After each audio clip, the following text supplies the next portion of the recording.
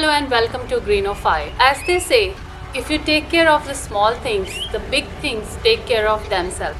So in today's video, we will discuss about one of the most essential and basic element of indoor gardening, which is pots and planters.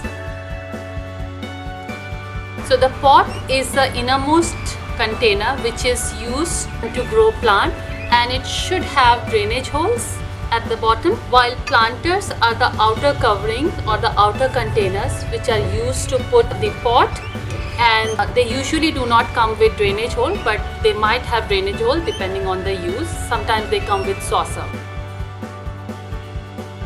We need to cover these drainage holes with stones or pebbles or broken clay pots, like fully cover these drainage holes, and then we put potting mix and the plant. Reason behind this is that plants do respiration 24 hours all the time, and it's not just the foliage but the roots also do respiration.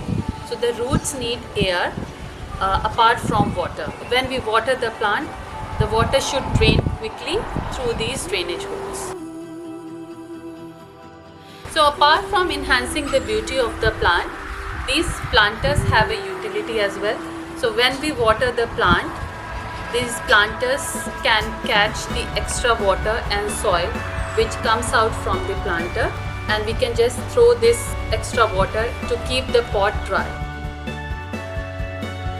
So for potting, my preference is a common plastic pot because it's lightweight, it can be cleaned and reused, and it's really easy to repot with the plastic pots.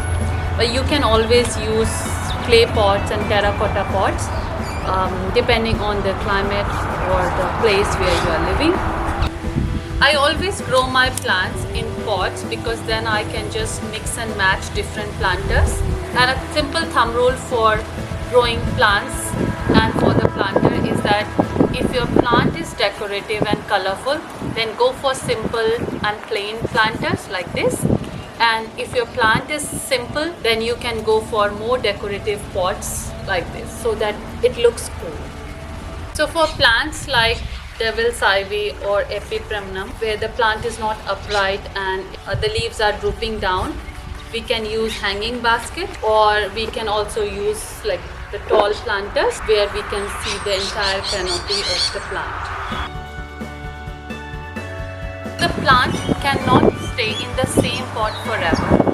How can we check if the plant needs repotting? So the easiest way is to hold the pot if it's like a plastic pot and feel it from outside.